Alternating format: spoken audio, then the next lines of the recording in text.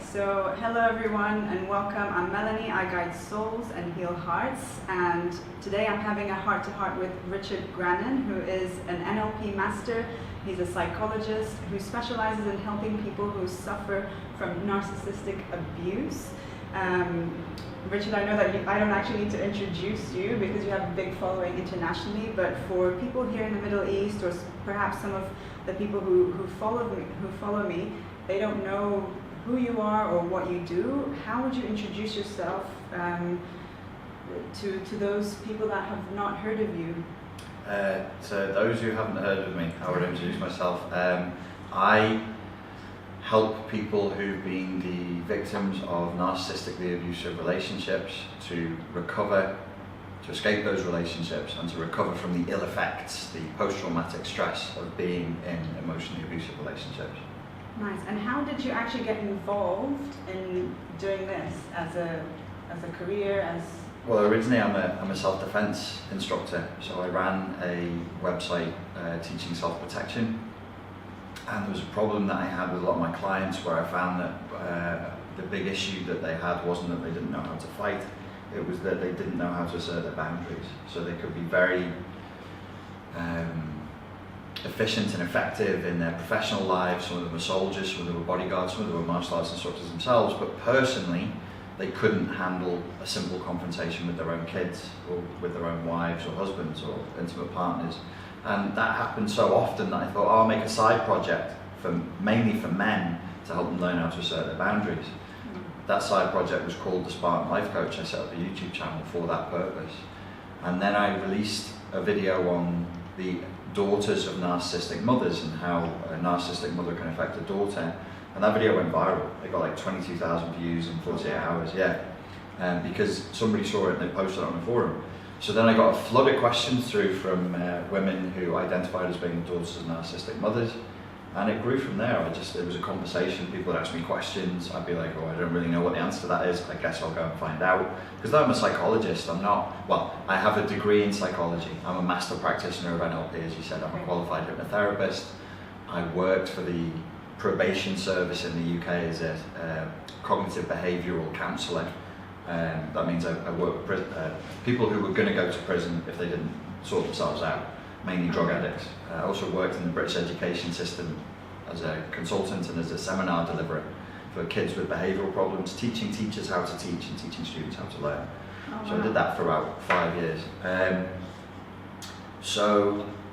Even though I had that background, I didn't know much about personality disorders because in my degree it was optional to learn about personality disorders, and I was just like, well, I'm not going to do that. I'm not interested in that. So people would ask me questions. I'd go and do the research. I know how to read research papers. That's what the degree gave me, and I just formulated answers to the repeated questions I was getting a lot of, and it grew from there.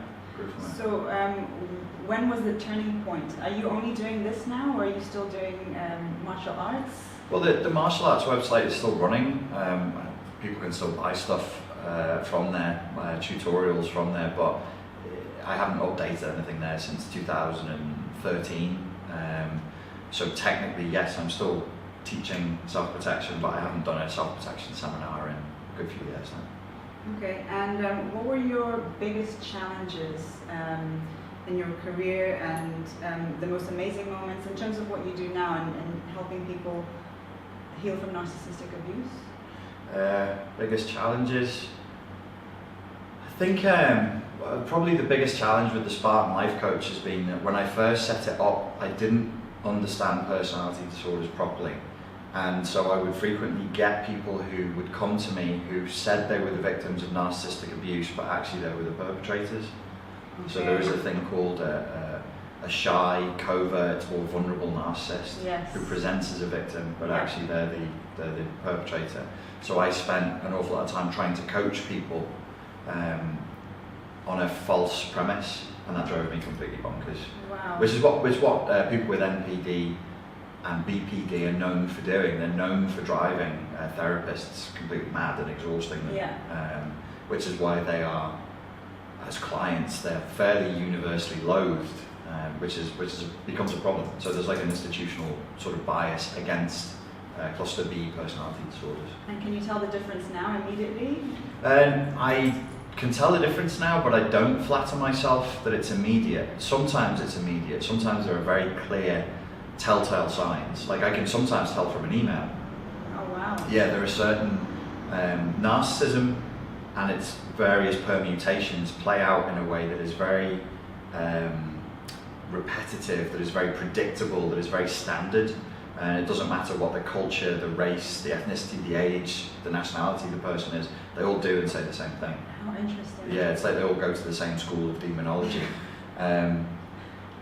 So sometimes yes, but if you flatter yourself that you can always pick it out quickly, then you leave yourself vulnerable for the people who are really good. Okay. Some people are very, very good at presenting themselves as something that they're not. These people would probably vector in more for being psychopaths, because they have the sang-froid, their cold blood to be able to present themselves in a certain way, knowing that it fulfills a long-term aim. Yeah, and it's like a long-term strategy that they use. Yeah. And can I ask you, how have you seen the industry change now? Because there's so many people talking about narcissism, and why all of a sudden now people are becoming aware of it and deciding to heal and. As far like based on what you, because I feel that when you started, maybe not many people were talking about it. Not as many. It really has grown. It's really exploded. And I think when I started, you couldn't say the phrase "the industry" wouldn't apply, whereas now it definitely does. I think there were other people, like obviously Sam Vaknin was the name for internet-based discussion of narcissism. And apart from him, there was also Ross Rosenberg had an active YouTube channel, and then because I think I started talking about it in 2013, but you're right, there wasn't that many, and now maybe there's 15, 20 channels with 50,000 subscribers plus. What I think of that is I think it's good from the point of view that there's a huge number of people that need help. Mainstream mental health isn't prepared for it, isn't interested in it, isn't trained for it. Many therapists don't even acknowledge that NPD exists. Narcissistic abuse is seen as almost being like a conspiracy theory. It's like claiming you've been abducted and anally probed by aliens. Oh wow. Yeah. Some counsellors are just like, this isn't a thing, this is a projection, you're imagining it. Yeah, it's kind of, which further compounds the gaslighting. So it really traumatizes the client. For many people, the experience of going to get help for childhood trauma, PTSD, and narcissistic abuse, those three things, becomes a traumatic event. It's a re-traumatization, it's a re-betrayal of something that they've already experienced. So on the one hand, it's good. On the other hand, obviously, the more people who are in it, the less, how should I put it, the moral standards maybe aren't that high. People see it as a quick fix to making money. I've been approached by 30 or 40 people who just outright said to me via email, they would just say to me, sometimes they came up to me in seminars, they said, I want to do what you do. It seems like a really good way of making money. How do I do it? I'm like, don't fucking do it. Like, don't do it. Please don't do it, because if you do it because you think it's a good way of making money, you're going to suck. And you can't suck with this stuff. There are some issues that are categorized as mental health problems that I do think a compassionate chat with a friendly voice is enough. Okay. Like, so there are some things that you can actually get a lot of leeway with just a compassionate chat with a friendly voice. This is not one of them. Yeah. It's like bomb disposal. Like you've got to be very careful which wires you're cutting, and you need to proceed very gently, because if you break rapport with the client when you're pulling them out of the effects of narcissistic abuse, it can re-traumatize them, it can ruin the whole therapeutic process, and it can put them off getting therapy again. So you've got to be very, very careful. So the moral standards have gone down, the academic standards have gone down. I know for a fact that there are people out there who don't have a psychology degree, they've never done any formal counselling, they've never done any kind of formal therapeutic work at all, and they just think, we'll just talk about narcissism. It's like, that's not how coaching and how therapy works. You can't just chat about it.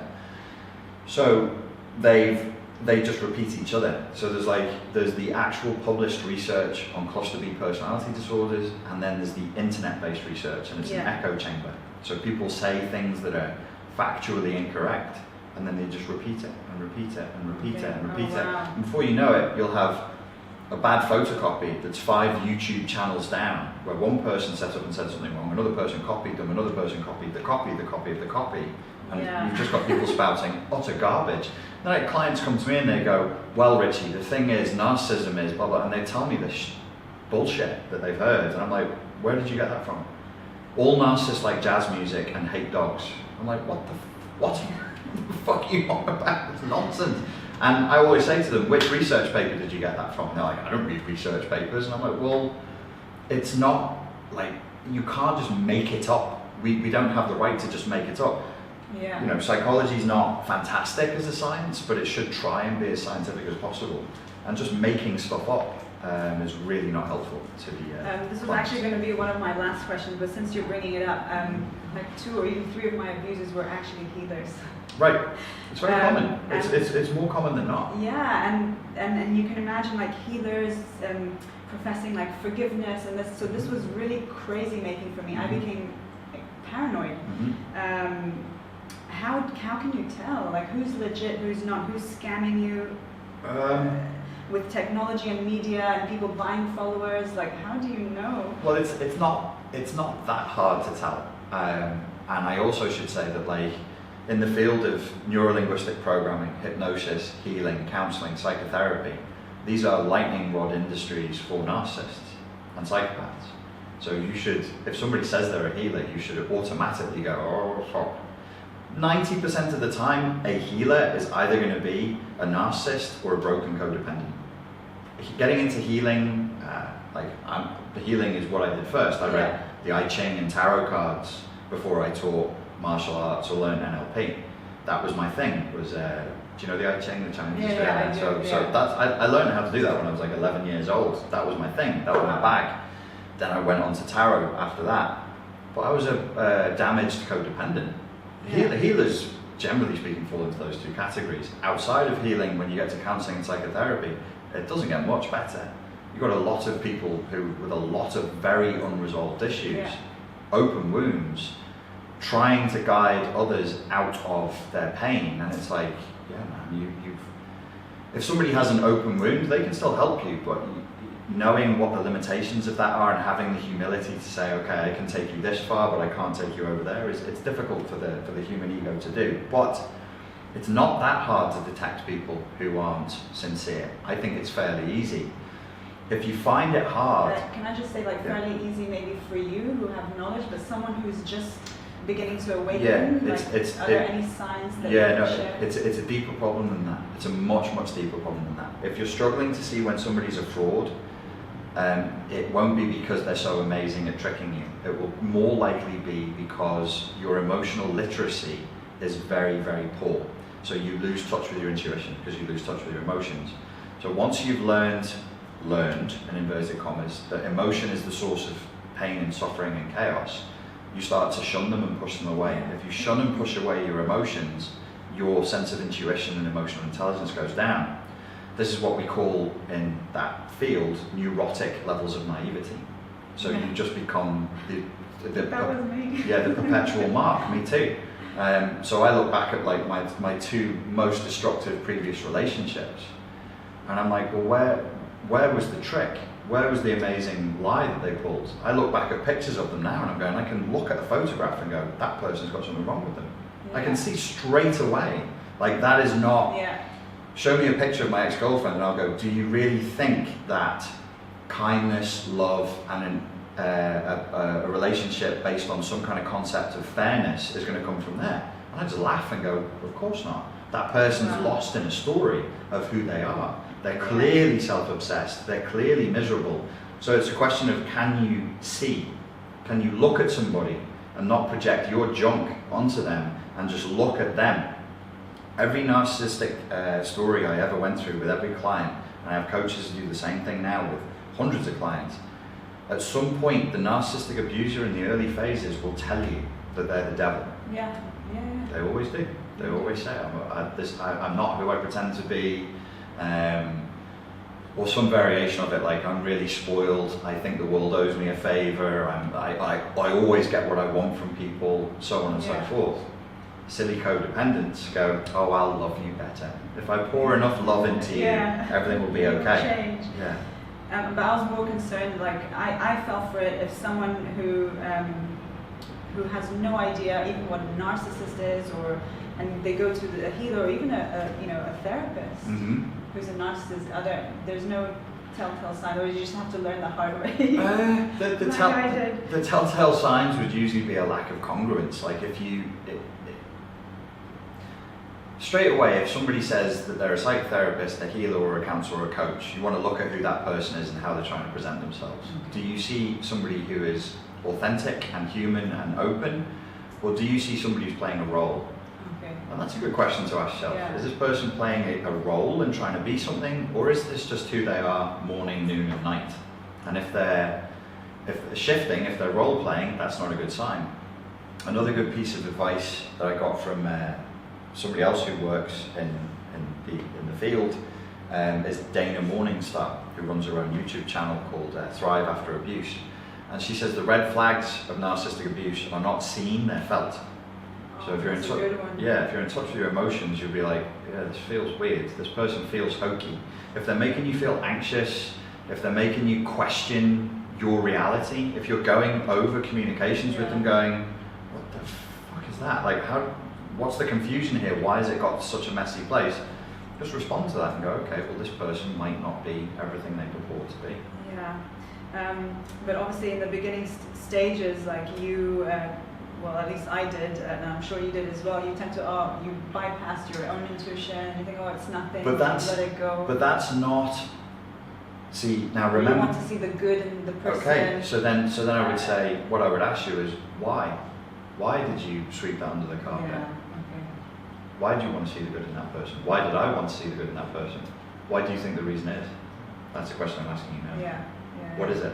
Well, obviously because we have wounds, or we're seeking their approval, or we don't have enough boundaries, we can't stand up for ourselves, or we want to be seen as good and say yes. There's all of that, and I would wrap it up in something that you can phrase in one sentence, and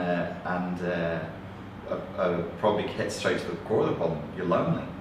You were lonely. You got with that person because you were lonely and you were desperate for love. So love was being. A love that you don't normally feel is being dangled, and you go, oh, if I just put up with this, this, and this, I'll get to that magical place I'm really trying to get to, and you want it too much. Sure. And that's why I put up with what I put up with, because I wanted it way too much.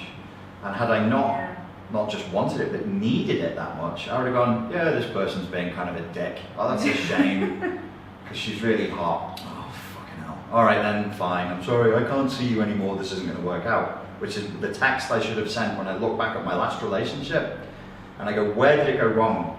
And I'm like, 3 weeks in. 3 weeks. Oh, okay. I did 3 years, but I knew after 3 weeks. I mean, I knew after 3 weeks, and I stayed for 3 years trying to make it right. So as I went back, I was like, when this happened, and it culminated in that event on week 3, that was the moment when I should have said goodbye. That was the moment when I should have gone, I thought this was going to be something. It isn't. I like you for these reasons, but you clearly have something going on here. That's the end of it. Because I was so lonely and so self-isolated and so desperate for love, I just went, I'm sure it'll be okay. Let's keep going with this one. Wow. And then I was dragged backwards, naked and screaming through hell.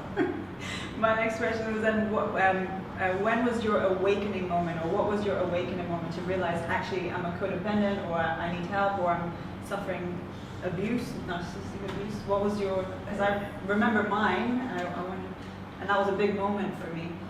I think, in both of the relationships I was in, there would have been dramatic events or arguments where I was like, okay, it's getting really hard for me to deny that this person has something wrong with them. I'm making long lists of excuses based on their trauma and their upbringing and their issues that they're going through.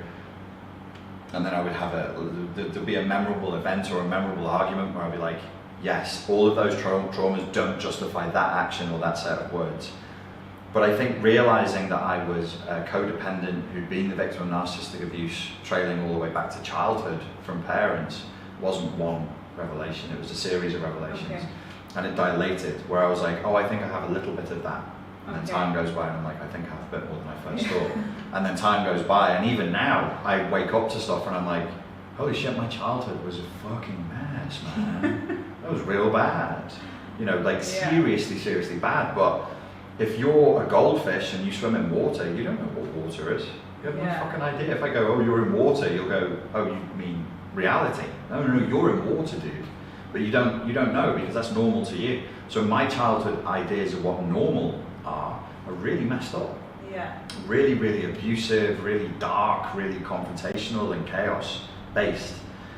So I couldn't see when somebody was being abusive because I didn't have a word for abuse. I didn't have that boundary to go, that's wrong, you shouldn't do that. Because I was raised in an environment where I wasn't allowed to say no. Yeah. As most people who are the victims of narcissistic abuse or physical abuse are. Yeah. One of the things that I come across is, obviously I'm not an expert, but I do encounter clients that have suffered narcissistic abuse, and I just share my experience, like with how I came to the realization and share tips and stuff on how I overcame and tools. A lot of people are in denial, and they're almost scared to even admit that their parents, it's like a taboo to admit that your parents were abusive or that they did Thou something shalt wrong. honour thy father and mother. Yes. It comes from the desert, it comes from where we are right now. This is the birthplace of all this trauma, is right here in the Middle East. Because, you know, all the religions, they're from here. It's all here. So how do you... you blame Jehovah. You blame Abraham. Why not? How do you go about and share? Because it can go both ways. One, the client can actually, or a friend or whoever it is, can actually take that in and process it, and that will be traumatic and they will grieve or whatever. And other times they'll just get really angry at you and say, no, defensive. I'm good at this game, and the question you're asking me is a really good question, but it would be like, I like doing Muay Thai, right? Yeah. And my teacher, the guy who I train under, I can't even call him my teacher, I train with his teachers, is a master. He's called Senchai, and he's mastered Muay Thai. He's like 38 years old, and you can look him up online. He can go in the ring with career professionals and play with them. He dances around them because he's mastered it. Okay. So if I say, Senchai, how do you do the wheel kick you do, or how do I do the jump? Like, you just go through fucking, it's a skill, it's years of practice. So what I figured out with this particular question was, I like the Dune books by Frank Herbert. Now in the Dune books and that sci-fi story, they wore shields called Holtzman shields, but they were for repelling bullets. So if you fire something fast, it bounces off. Okay. So if you want to get through the shield, you go slow. So narcissists, when they want to cut you, they'll get a blade, which is what they do in the Dune world when they're dueling, and they hold the person and they push it in slow, so it goes through the electrical field and stabs them and poisons them. Nice. I like that. Nice. I got my good metaphors down. So I do the same thing. I use the same narcissistic strategy with a client. So I'll hold them, and then I'll pierce it slowly, but I'll laugh and I'll make them laugh. And I'll be like, why are you in denial about this? Do you not want to tell me about your mummy issues? Is it because mummy didn't love you? And they'll be like, fuck off, no, it's not that. And they'll laugh, and I'll go, look, this is the way it is. Yeah. It's not a nice thing to realize, but like, I had to do it, you're gonna have to do it. Where everybody does it, you know, when you go to the doctor, you've got to take your pants off, right? There's gonna be some vulnerability here that takes you outside your comfort zone. Maybe, see, this is where you go soft. I'm giving you the tricks now. Yeah. Maybe your mother isn't a bad person, but she just didn't quite fulfill your needs as a child. And then I go broad. Then we go broad and we go into philosophy, and I stand next to them. So rather than me confronting them and going, this is the way it is, I go, isn't it interesting? Let's think about kids. A little baby right there, and we both imagine it. It's so vulnerable, so full of needs, and you know, it's so needy, and it can't express those needs. And if we don't fulfill those needs, it's traumatized. So if you just, as a parent, just fall below the needs of a child, you traumatize the child. So maybe your mum wasn't abusive. Maybe she just fell below your specific needs growing up. And then most clients will go, yeah, that sounds okay. And I'm like, I got a foothold now. But actually, she didn't just fall below your needs. Maybe sometimes she competed with you. Do you remember her being competitive with you? Yeah, I remember, but she still loved me. And I'm saying she didn't love you, she loved you. But she competed with you, right? Yeah. Okay, well, when you compete, every little foothold I get, Right. sneak through. Slowly. You just slowly drive the blade in. I'm like, well, I'm not stabbing you. Just look over here. So they'll go, yes, you competed with me. And I'll say, okay, well, let's think. Your mother, your father is supposed to be a source of comfort, of warmth, and they're supposed to provide you the leadership and be a role model for how to be an adult in the world. And instead of doing that, they're competing with you like a child with a sibling. Yeah. How boundary breaking is that? And the client goes, well, that is boundary breaking. I go, how can a child, which is you secretly, Yeah. how can this child that we put over here in our imagination form internal boundaries properly when mummy and daddy not only didn't show how to have internal boundaries, but broke them? Because your mother broke your boundaries sometimes, right? No, she didn't. Do you remember when she used to just burst in your room without knocking? Yeah, that's a boundary break. You remember when she read your phone without asking you? Yeah, well, that's a boundary break. And they go, oh yeah, it's a boundary break. So you've got to be skillful. You've got to be real skillful, because we do, as whether it's coaching or therapy or healing, we do need to lead people. Justify and we excuse our parents' behaviors all the time. But as Jung said, it is the therapist's job to lead the client to the truth. So some truths are totally verboten and haram, and it is haram to not honour thy father and mother. Yeah. So how do we overcome that? You've got to be real careful, you've got to be real skillful, Yeah. you've got to be good. And it sounds like you just continuously feed that, and like Just- you said, do it Just bombard them. Just bombard them. It's a shock and awe. It's hypnosis, it's NLP, and by the end of it they're twitching and they're going, all right, my mum wasn't perfect. And I'm like, I'm happy with that. I don't need you to say. Catastrophic healing. Exactly. But it is, you see, because in order for, and this is something I'm trying to sort of formalize, I'm in the middle of writing a book right now. I discussed with Sam Backman, who's the, if people don't know, he's like one of the world's leading authorities on narcissism. Yeah. He's developed a system for helping narcissists recover from narcissism. I was going to ask you. Oh, This you is were one going of to my, ask me? Yeah, this is my later question, because I saw one of your videos before, obviously many Right. of your videos, that you don't believe they can be healed. Right. So that was my next question. Yeah. Coming up. It's a good question. But I sat with him in a cafe in London, and this was in the early phases. We'd spoken online, but not face to face, and we'd had one of our earlier chats, and we were just, he doesn't want to tell me, as he shouldn't, like the specifics of what his system is, because it's his system, and that's fine. But we discussed in general terms what it is, and I'm like, you can map his process of healing narcissism with my process for healing codependency. Really? Yeah, map it, Oh, mirrors. wow.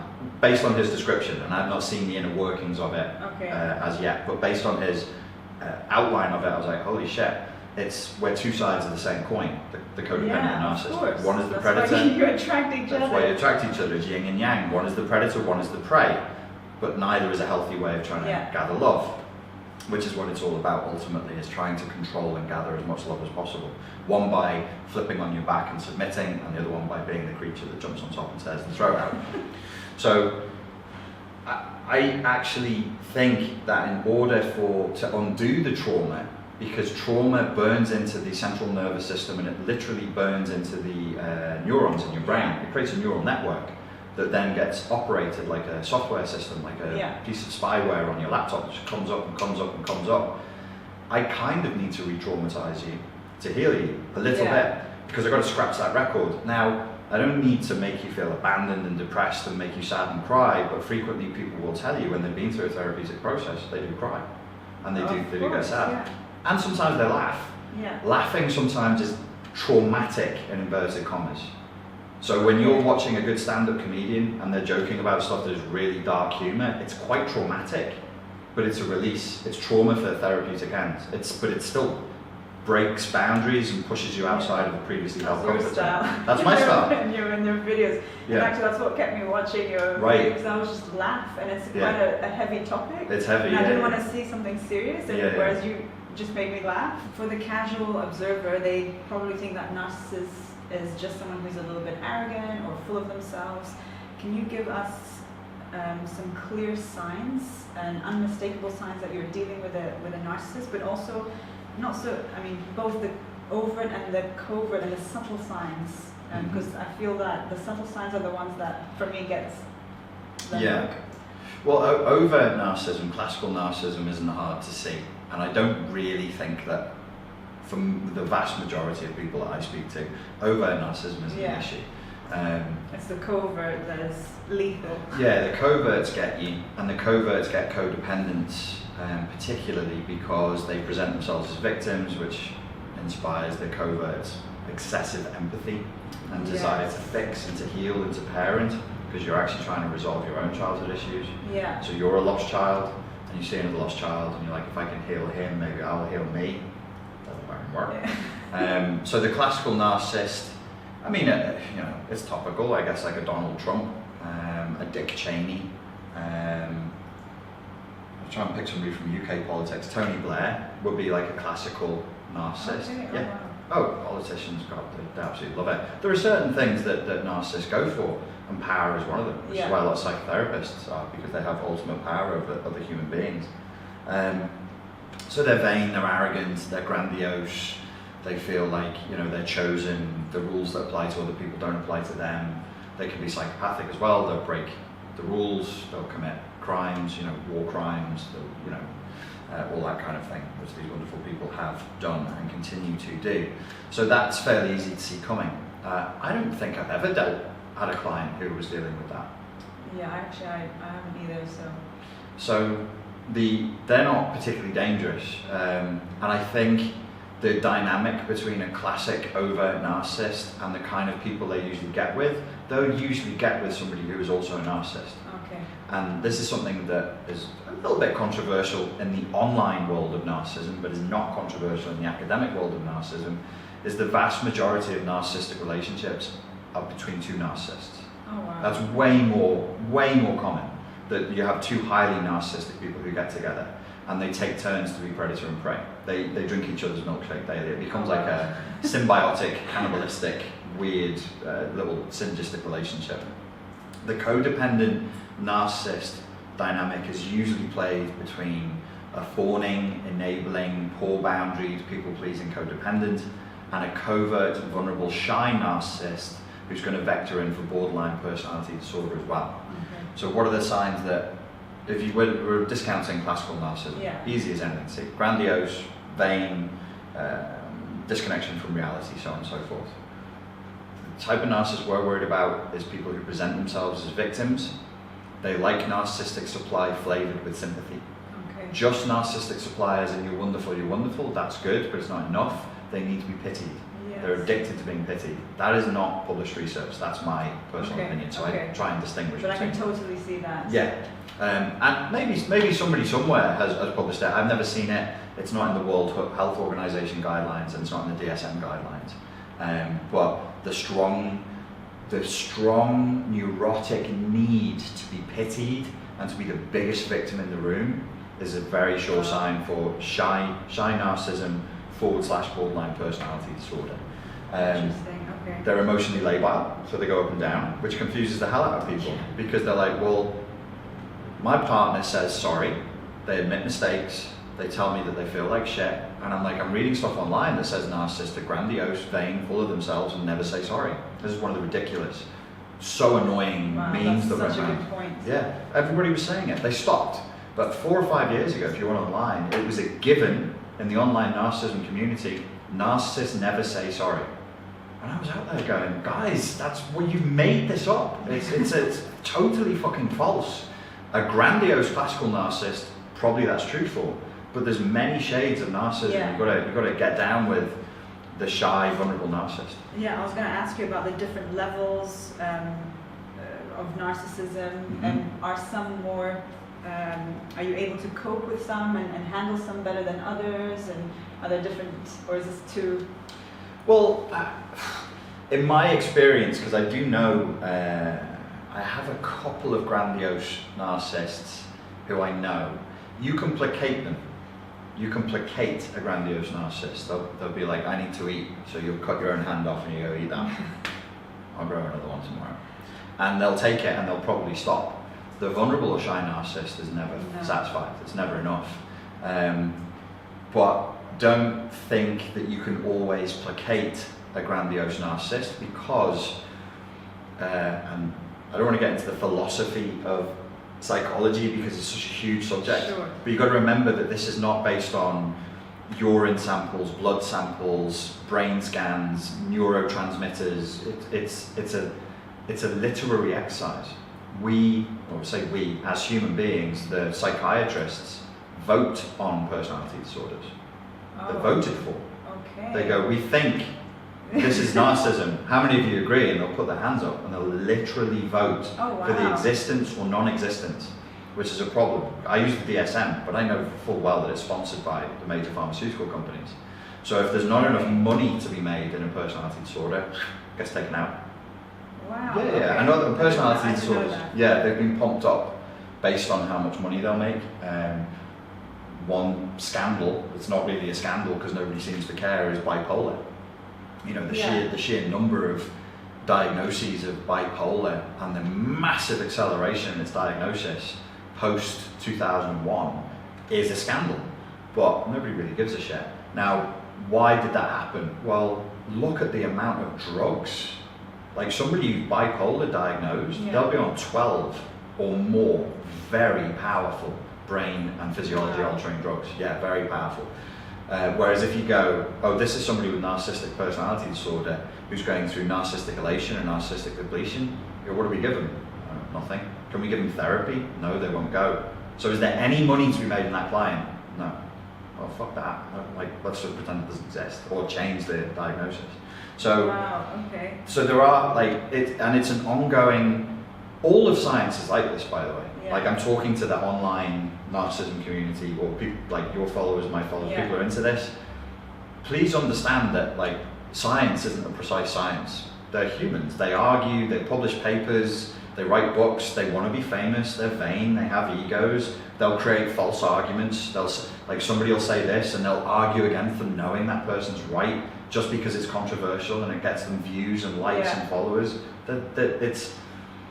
I think like the peer-reviewed research when it's published, I think when they go back and critique it, I read something last year and it was like 45% of all peer-reviewed research, not just in psychology but across all the sciences, has found to have serious flaws in it. 45% of all peer-reviewed research. Yeah, it's really big.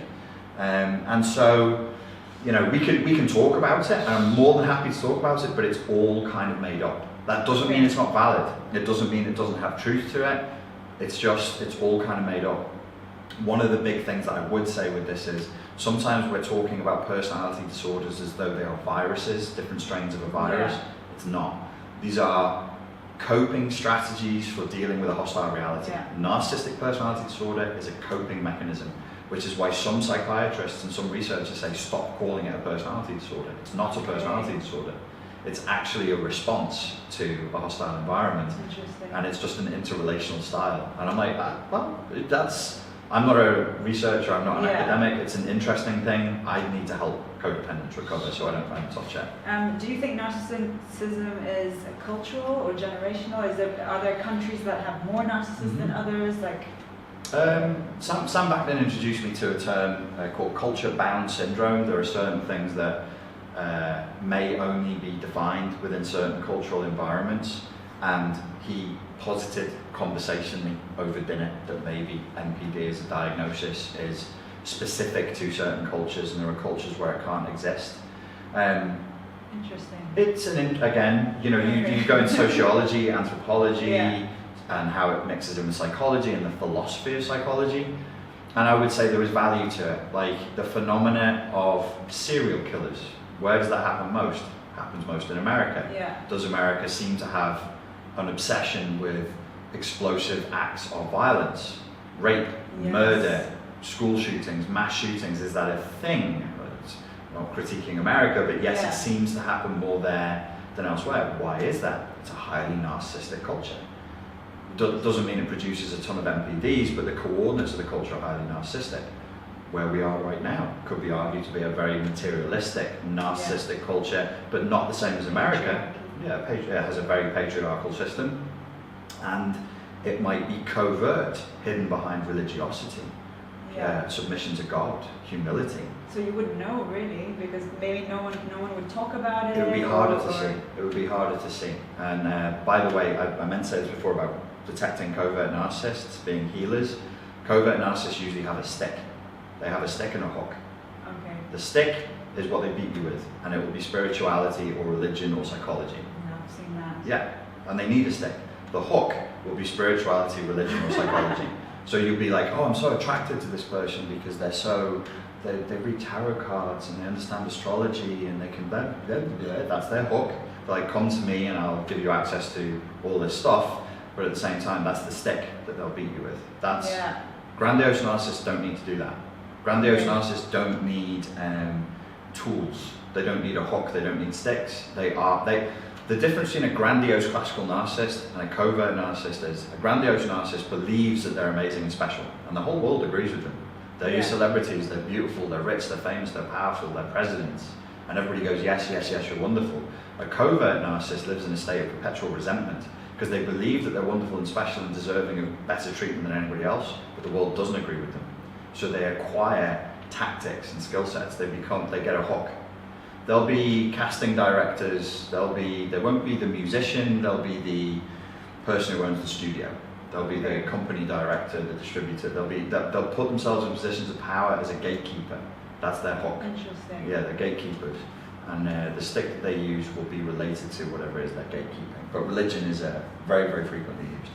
So I think the next question I was going to ask you, why do you believe so adamantly that you can't help but change a narcissist? But I think we covered that. If it's full-blown NPD, they've experienced a full-on traumatic break with reality. They live inside of a narcissistic shell, and the child that they are believes that if they come out of that shell, they will die.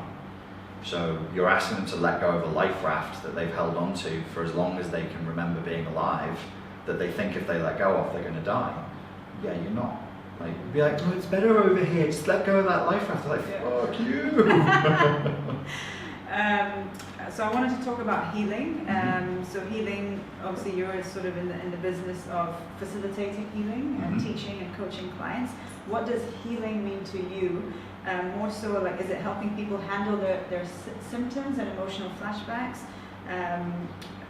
Or is it correcting their behavior? Can we ever fully heal as well? I think healing to me, like handling the emotional flashbacks is necessary for healing to occur. We have to reduce the symptoms, we have to reduce the things that get in the way of healing. Healing itself is a fundamental shift in the person's unconscious map of reality. So their beliefs need to change, their view of the world needs to change, a whole new philosophical perspective needs to be adopted. Otherwise, they're not healing, they won't change. Okay. And you specialize, from what I've seen, I've not coached with you, but I've obviously watched your videos, I bought some of your courses, and it's all, from what I've read, it's about the mind, there's a lot of education. I focus more on inner child, even though I don't specialize in narcissism, I focus more on inner child and emotional processing and healing. I just wanted to know your thoughts on that, and your opinion. More so because based on my experience, I tried the NLP, hypnotherapy, I've done all the training, and it didn't quite work for me. But when I started to do the emotional processing, like grieving, basically, of never being loved or whatever, and grieving the whole reality, that is what really created the shift for me. I just wanted your thoughts and yeah, man, it's necessary. Like, it's absolutely necessary. They won't. Nobody can heal. None of us can heal unless we process the emotions that we have. Like, you can't really live unless you're processing your emotions properly. And a lot of people who've experienced traumatic stress, so basically they have their emotional processing knocked out of them. So that's essential. Grieving, unfortunately, becomes essential. Like, there's no way around it. So the predominant emotion that needs to be processed, ultimately, Pete Walker said this in his book, The Tao of Fully Feeling, ultimately, beyond the sadness, the anger, and everything else, it's grief. Yeah, this is what I found as well in my... I mean, you can feel worthless and help, but that's not processing the emotion. Like, the underlying of everything, from what I found, is grief. Well, and that can be confusing for people as well, because I've coached people who said, oh, I've already done the therapy, and I'm looking at them going, no, you haven't. I can see it on your face that you haven't. And they'll go, no, I process my emotions. And I'm like, no, you sat in a room with another adult and talked about how you felt. That's not the same thing. And also what I found, I don't know if you found this, is, well, maybe you have, so you can cry from the place of victim and being victimized, or you can cry from a place of acceptance and grief, and it's a very different energy. And I cried a lot of the times from the victim state, and I thought that I was processing my emotions, and I wasn't. I was just in that sort of cycle for a long time. It was only, I don't know if you can relate, it was only the energy of the grief was different for me. Yeah, I've never thought about it that way before, actually. I've never heard it verbalized like that. But yeah, if you're crying, I guess if you're still in the story and believing that story and living that matrix, that Inception film, that you're the heartbroken victim of a dark-hearted lover, that's one type of grief. Whereas the grief of, I've never known love. My parents didn't really love me. Like I've never known love. And this is just one more manifestation of abusive love in my life. Yeah, that's what needs to be processed. Your dark-hearted lover is it's like a telenovela or something. It's nothing. It feels like the whole world, but it only feels like the whole world because in a very boring, unpredictable, sadly, sorry, I'm going to better for you, in a very predictable Freudian sense, that's your dad. Like you're crying over your dad, but you're not really accepting that you're crying over the fact that daddy didn't love me. Yes. And he didn't love me at a time where daddy was God. So God didn't love me. Mummy didn't love me when I was 3, which means that the goddess in my life didn't love me, which means that I'm intrinsically unlovable. Oh shit.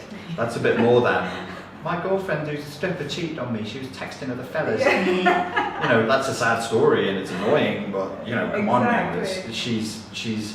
She's incidental to the structure, which would be like, why would I, she wasn't a stripper, mate.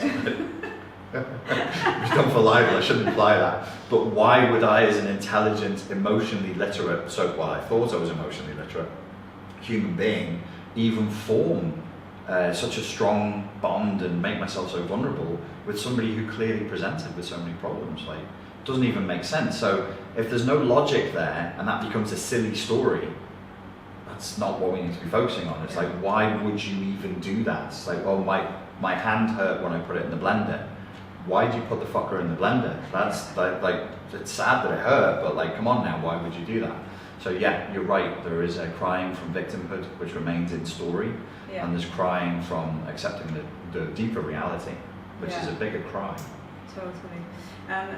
I've read that CPTSD can't be healed. Oh.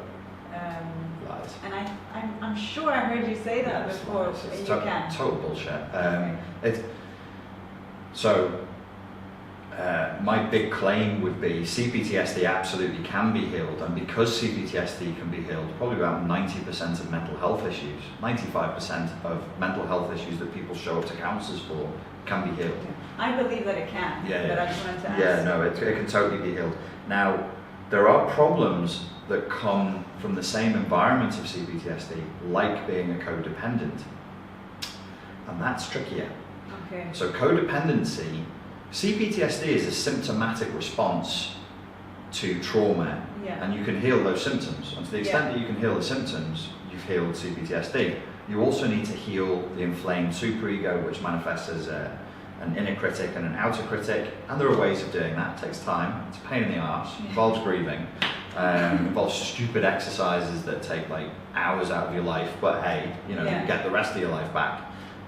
CPTSD in most people, even if it's really, really bad, if they can talk and they're willing, I can probably kick it out inside of 3 months. Nice. But they must work hard, and I'm cruel.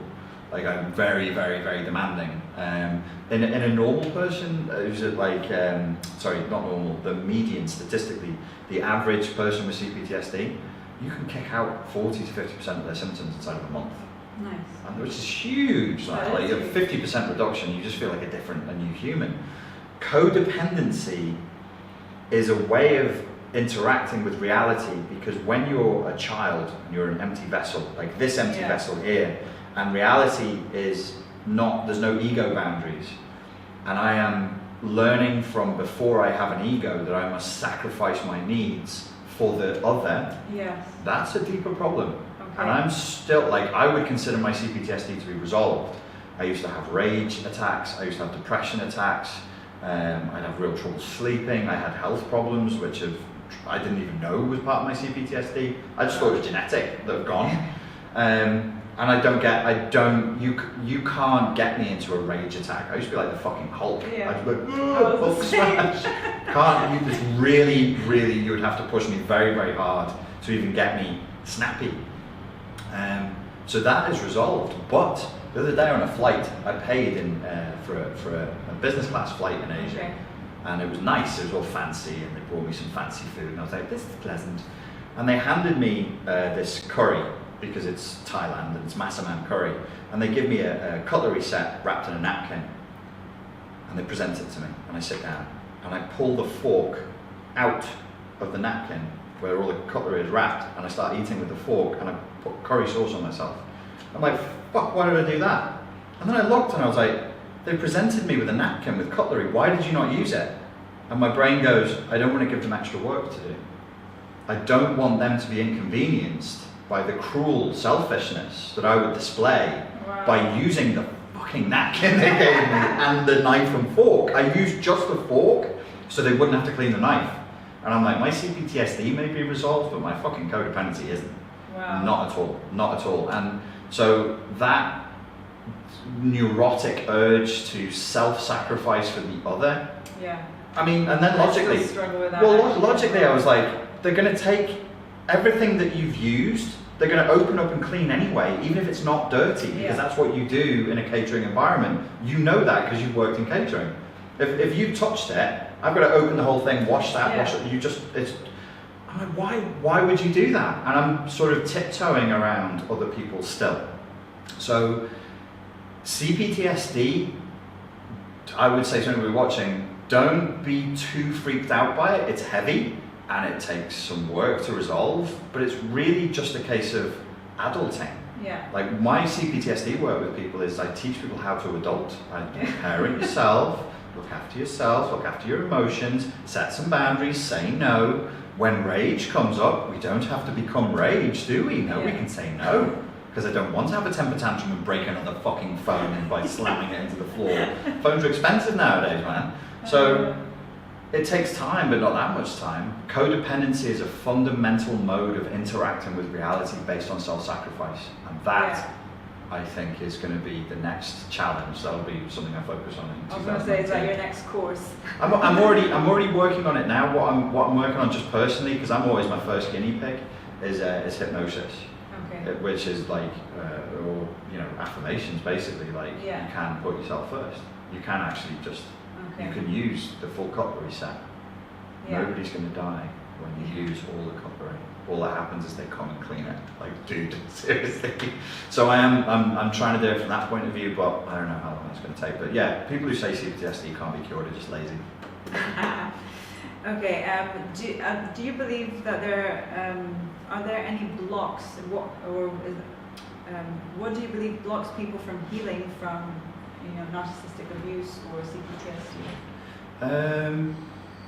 I think the inflamed superego, the inner critic, is the first thing that's going to jump up because, and it's kind of a hard concept to understand. Like superego is a term from Freudian psychoanalysis. So you have your ego, which is your personality, which is your boundary between yourself and reality, and it's who you think you are. Yeah. It's who you think you are. It's not what and who you are. It's just what you think you are. When we read Eastern texts that have been translated from Sanskrit on Hinduism and Buddhism, and they use the word ego. So I was always like, I'm sure they're translating this word wrong.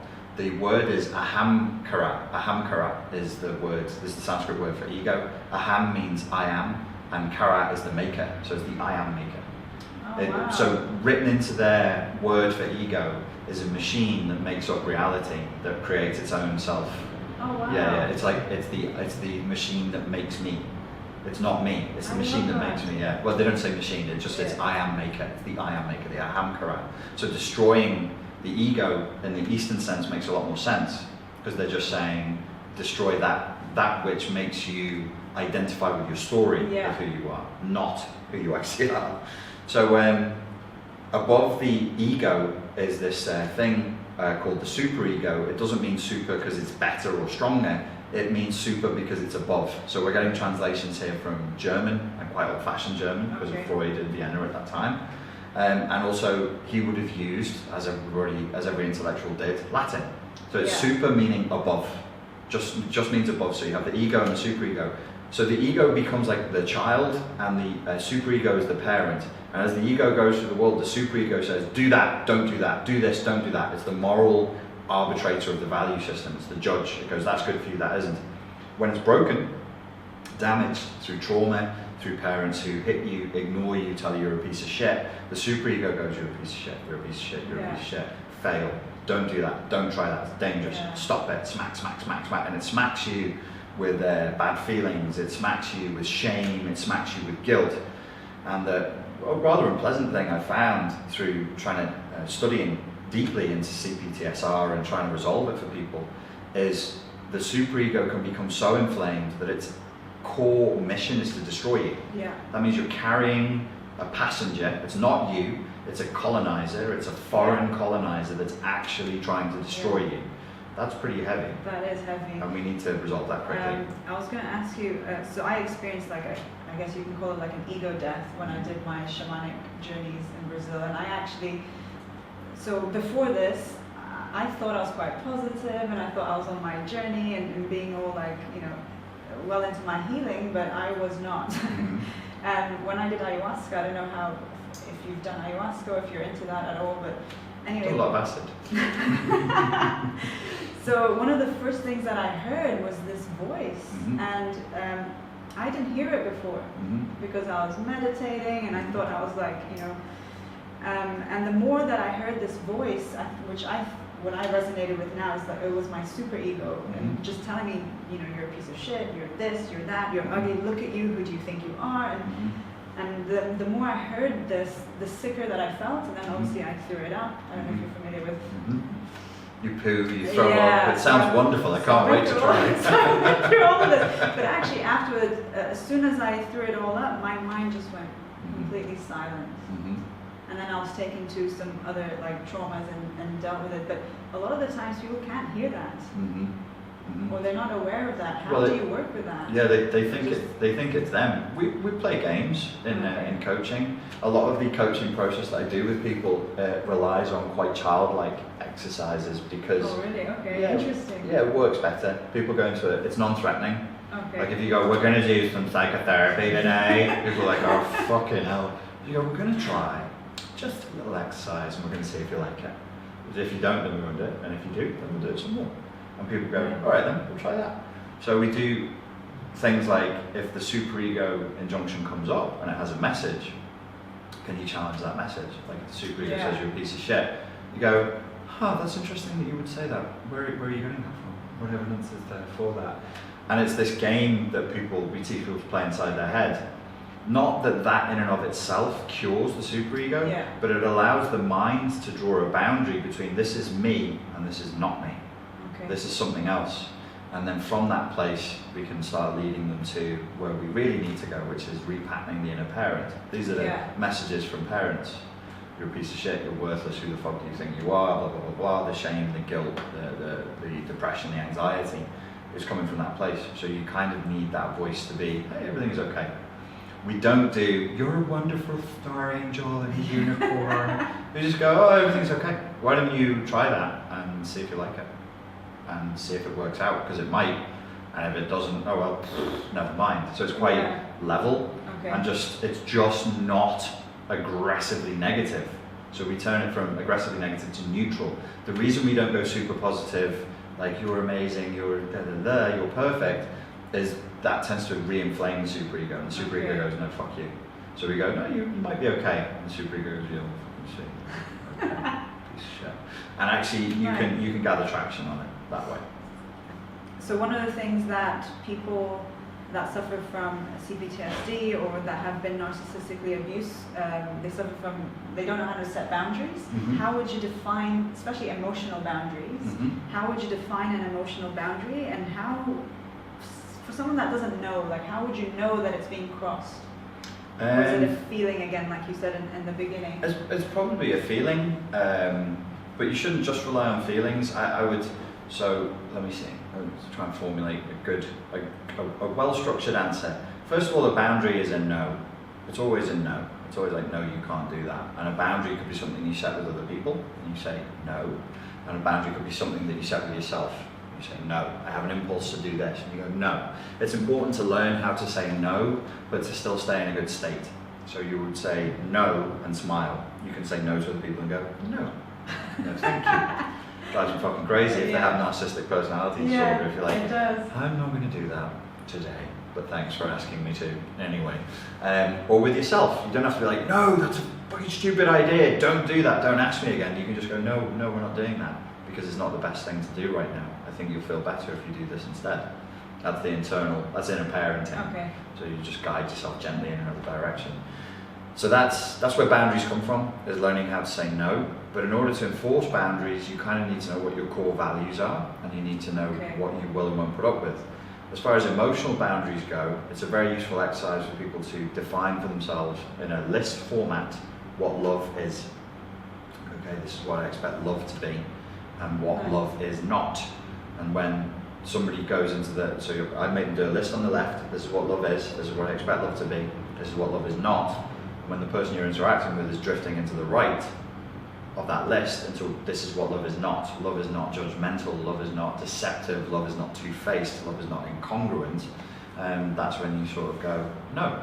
But you can say no without going into an emotional flashback of rage or freezing or running away. You can just go, hey, no, this is not cool. And you can open up that conversation. And if the other person can't have that conversation with you, then it's not a good sign. Yeah, and since you mentioned love, I see a lot of clients that, because I have a Healing the Broken Heart program, that's my most popular program, and it's women who have been heartbroken, and often what I find is that they were actually in an abusive relationship and they still think that was love. Mm-hmm. And I have to gently tell them, like, that was not love. Yeah, they might actually be fully trauma bonded to the person who's done that to them.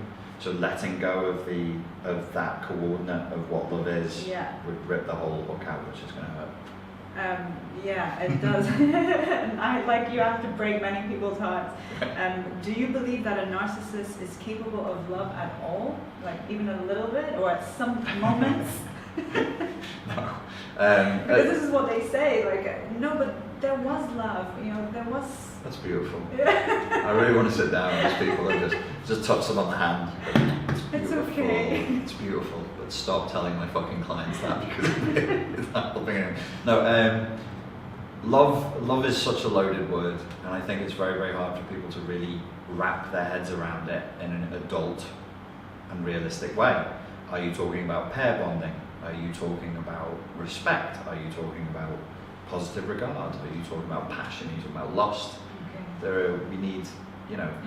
We need other words for that one word. I think in the Bible, the word love is used, and I think it has this is what I remember from my religious education class when I was a kid, from the Aramaic and the Greek and all the different languages it was translated through. You know, you've got 5 or 6 different words where, in particular, Jesus is saying you should love one another. And it's like, well, when he uses love here, he's actually saying brotherly or sisterly love. Yeah. It's not lost love. It's not the love. Definitely not the love a mum has for a child. Yeah. This is a different positive. So we need to have those definitions. As to whether, you're saying the word narcissist, I have to be a nerd and go NPD. If the person has NPD, full-blown narcissistic personality disorder, and they're highly likely to be diagnosable, then no, because love requires intimacy and it requires vulnerability, and somebody with NPD is capable of neither, because intimacy and vulnerability are not safe, and NPD is all about garnering safety for me and danger for you. Yeah. When you're off balance and you're in chaos, I feel good. That makes me feel safe. That means you're in control. When you take your power back and you're in balance and you're safe, now I'm not safe. Yeah. I'll be angry with you, or I'll become depressed, or I'll just leave you. I'll leave you before you can leave me. So when people have seen that in a relationship, they're like, why does my narcissist punish me whenever I'm in a good mood? Why does my narcissist punish me when I progress in my career? When I succeed, yeah. That's why. So I know that one of the tactics is to go cold turkey and no contact. If it's an ex.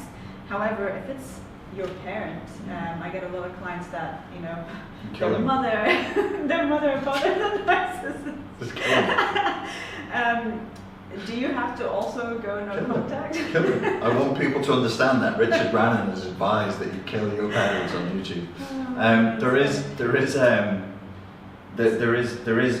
Especially if they're a scapegoat of the family. Yeah.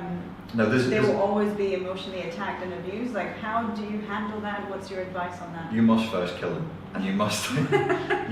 It's in a metaphysical and in a Jungian sense. You have to kill the idea that they are your parent. Their parent is a noun, and it is a verb.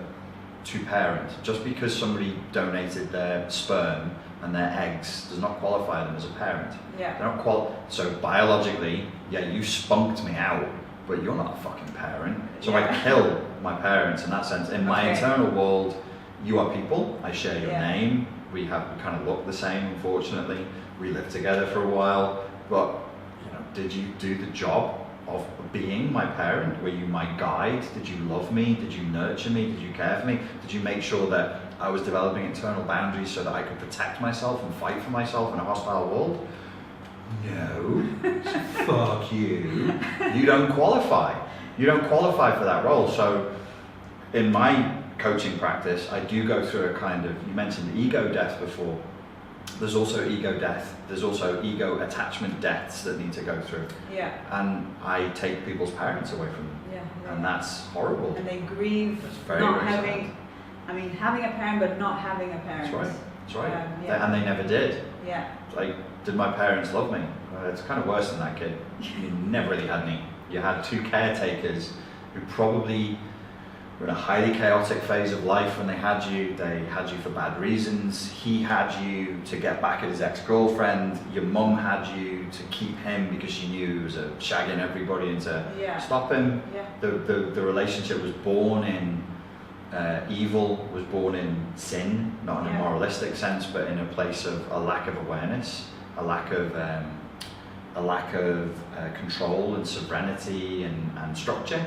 And it was, they weren't really qualified to be parents. They didn't really love you the way parents should. And so to that extent, you've got to kill the idea that they were parents, and you can move forward from there. Okay, so by doing that then and healing your traumas, at least the CPTSD part, can you coexist? Can you live with them in your life, manage them? Well, if they're an asshole, or do you? If they're an asshole, they're still going to be an asshole. I mean, it's like, you're still going to get attacked and yeah, and it's hard. I mean, I would say no, just stay away from it. Is it parents you're asking me about? Parents, because a lot of clients, they say, I can't cut my mother out, or I can't cut my father out. They're my mum or they're my dad. And I'm like, well...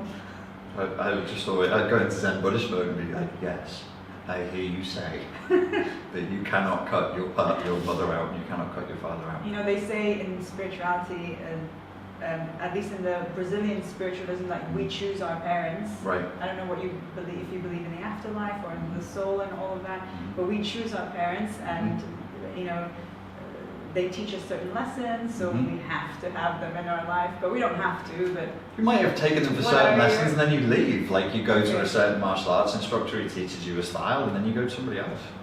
That would be my get out clause from the Brazilian point of view. I'd be like, yeah, sure, I chose them so I could learn this lesson, this and that. Did I learn these lessons? Now this is an important point as far as relationships go, whether it's parents, family, or romantic relationships. I do think that philosophically, if not spiritually, we should adopt the position that we're there to learn lessons. Yeah. It's a useful perspective. Yeah. You might go religiously or spiritually. Some people will be like, I don't like that because I'm an atheist or whatever. And I say, well, do it philosophically. Assume you're learning lessons. Make your brain look for the lesson. Whatever that lesson was, learn it. Okay. Learn it and write it in your heart so that you don't have to learn it again and again and again. Because, we only get like 60 good years, 20 crap years after that on the planet, and then done. So don't waste your time. Like, if you're here to learn lessons, learn the lesson, engrave it in the heart so you don't have to learn it again, move on. Nice. Don't really kill your parents, that was So psychology and spirituality, do they go together, against each other? How, in your mind, because I know you're a psychologist and NLP, but I'm a mystic as well. Oh, you are? Yeah, I'm a psychic. No, seriously, I do psychic work with people. That's why it's so tiring. I just lie to them and go, I'm not really. You're playing with me. I'm not playing with you. I've genuinely had work with clients and I'll be like, oh, your daughter wants to be a vet. And I'll go, and then you'll teach your daughter how to be a vet, and they'll be like, how did you know that? How did you know that? No, I think that you can have my background and where I've come from and where this project comes from is from a spiritual place, and I've always been very, very open about this, about my beliefs around magic and spirituality. I keep it off the channel because you keep it very practical. Very like... it's not good. It's not good for my followers, and they want it, and I'm like, I know you want that, but it's not good for you, because if you've got really, really shattered boundaries, you can get lost in these stories, and people want the sound and light show. So I've very, very clearly in my life summoned angels, spoken to them, and then moved on with it. But I'm not talking, I won't talk about it here, because people be like, oh wow, tell us about that. And I'll be like, no, I just sat there looking at an angel, had a conversation with them, and then went, well, I suppose that's done then. And then that was it. I then went back to work the next day. And this whole Spartan life coach, people who've been following me for a while will know it was born of an experience with a Sufi master in Malaysia. Oh, was it? Yeah, I was heartbroken. I went to see him, and he was like, oh, you've had your willpower broken. The Malay word for willpower is semangat. He said, you can be my student, and I'll heal you, because I'll pray to Allah for you. And I went, oh, I don't believe in that. Yeah. And he was like, you a Christian? I went, no. And he was like, don't worry, it matters. It will work. It doesn't matter, it will work whether you believe or not. But I need to know you're the right person. So then he took me to a forest in Malaysia. It's crazy sounding, I know. I had to fire an old Malay bow into a target, and he said, if your heart is pure, you'll hit the target. So for an hour and a half, I stood in a fucking field being bitten to death by mosquitoes. I nearly broke my thumb because of this old bow trying to hit the target. And I was like, I'm clearly not pure of heart because I haven't hit it. And he was like, no, you just keep going, keep going, keep going. And I'm like, look at my thumb. It's like twice the size it should be. It's going black. And he was like, oh, just keep going. So I did it. And he said, okay, yeah, we're done. I hit the target eventually. And he went, okay, we're done here. I said, what happens next? He said, oh, don't worry. I was like, when am I going to see you again? And he was like, smoking. He was like, I teach you in your dreams. I teach you in your dreams. And I went, oh, fucking hell, what am I doing? Why did I do this? And then that night, he came with his masters in my dreams, and they started teaching me, and they taught me every night for 12 months, and we built, the dream was the building of a craft. It was a building of like a plane together, and we had to do weird shit to make that happen. Amazing. Yeah, well, is it? I don't know. I mean, it could have been some fucking nonsense. I could have made this up. You could have made it up. Yeah. I could be, I was really, really damaged and suicidal at the time, and I did meet this guy, but I was so open to suggestion, and it was preloaded because I have a Silat instructor. He's so funny. He's this white guy from Nottingham, and he looks like an accountant, and I say that to his face. And he's amazing at martial arts. Amazing. Really? He's a true master. And I said, where did you learn to do this? And he said, I went to Malaysia, and they taught me in my dreams. And I was like, fuck off. How did they teach you? And they taught me in my dreams. He said, I wasn't shown a single move in Malaysia. All they made me do was pray. He was a Christian in a Muslim community, and they made him pray. And he said, the rest they taught me in dreams. 5 years later, I go to Malaysia, and I go through the same experience, and they taught me in dreams. That's incredible. It's incredible, which literally means not believable. Yeah. So I have like a Jungian idea, which is like it was archetypal. Yeah. It's the way that my mind processed what was going on. And then the other idea is the world just isn't what we think it is, and it's kind of real. Like what happened in those series of dreams was so relevant to the growth of the Spartan Life Coach project, which was a vehicle, and it was an ancient and modern vehicle. I had to learn in the dreams, I had to learn old Malay script. It's just called Pali, and I had to write it on this vehicle. So it's an ancient and yet modern vehicle which flies, which helps people. That's incredible. Yeah, it's really weird.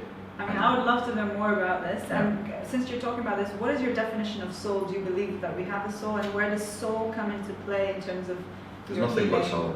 There's nothing but soul. You're just a soul sat here with skin. Yeah. That's it. I'm a soul sat here sipping coffee with fingernails and thinking I'm a human, and there's nothing but soul. Everything else is that we have our soul? You have to have a will in terms of healing. Absolutely. That's the manifestation of soul, is what my master in Malaysia taught me, which is semangat. With that word, it means intention, your will to thrive, your capacity to focus, your strength, your capacity to endure hardship. It's the warrior spirit. And if you don't have that intention to heal, no, you won't heal. Do you think that those people that have been abused, do they need to heal, CPTSD and all of that before they can have that will and thrive and reach their highest potential? Probably. I think like. Or can you do it without healing that? I think they're probably two sides of the same coin. I think like the Sufi master's version of CPTSD was your semangat is broken, and his solution was, we'll pray for you. My version of CPTSD is more Western, it's more psychology, it's based on multiple traumas, and what do? Well, I get people doing meditations and visualizations that all focus your intent, and they're built on repetition. Yeah. What do the Sufis do? All day, every day, they claim inside their hearts, they're pronouncing over and over again, there is no God but one God and his name is Allah, there is no God but one God, all the time. This is the same thing I do with my clients. I get them to evoke often, and I get them to do it 5 times a day, and everybody goes, why is it 5 times a day? And I say, don't worry about it. Nice. I just made it up, and it works. Okay, so what is your heart message? I have so many other questions, but I know that you have to go as well. To ride camels in the desert at night. Yeah, to ride camels. Like, what on earth are you doing here in Dubai in the middle of summer? What is your heart message to the world, and especially for those people that are suffering from, the effects of narcissistic abuse? I know that you have loads of it, but do you have one message? I guess my message would be hope. Like, have hope, take heart, don't give up. There are solutions.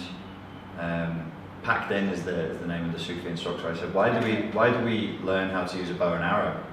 He said, because I need to teach you to fight the demons of the apocalypse. And I went, what? And he said, yeah, he said guns won't work, but the bow and arrow works. I was like, all right, dude. So yeah, my heart message is, if people say, like, what are you supposed to be doing? I'm here to help people fight the demons of the apocalypse. #lol. Yeah. And I don't know what else to say, like, because there's the intent to like help people overcome trauma and all the rest of it, but we are living in a time where those different frames of reality are clashing, and because of that clash, it's gonna create new options, and it's gonna open things up. So there will be a new spirituality that evolves from this period. Okay. It is evolving. It is happening now. Awesome. Maybe in our next Heart to Heart, we can talk about more about that spiritual side. Mm-hmm. And my last question: what's next in terms of your career or your life, or what's your? I think the very, very next thing is I need to finish the book I'm writing, and I'm working on a documentary that will help adolescents deal with mental health issues, and is focused on preventing teen suicide, because that's unfortunately a phenomenon that's spiking. Is young people are looking at the world, looking at their lives, and deciding to check out. So we're going to have a look at that and see if we can help people to suffer less. Awesome. Maybe that's my message to the world: is there are methods of suffering less, and to fight the demons of the apocalypse. You got any more questions? No, unless you have anything else that you want to share. No, I think I've probably shared way more than I should have done. And thank you so much for your time. No problem. Thank you for sharing, and I hope we can do this again. That would be cool. And for all the people watching, I'm going to put all the links to Richard's your Spartan Life Coach website, your YouTube, and your future courses that you have. I'll put them all. Just send them to the YouTube channel, straight to the YouTube channel, and then they can listen to me, and if they like it, they'll come across from that. Awesome. Thank you. Thanks, guys.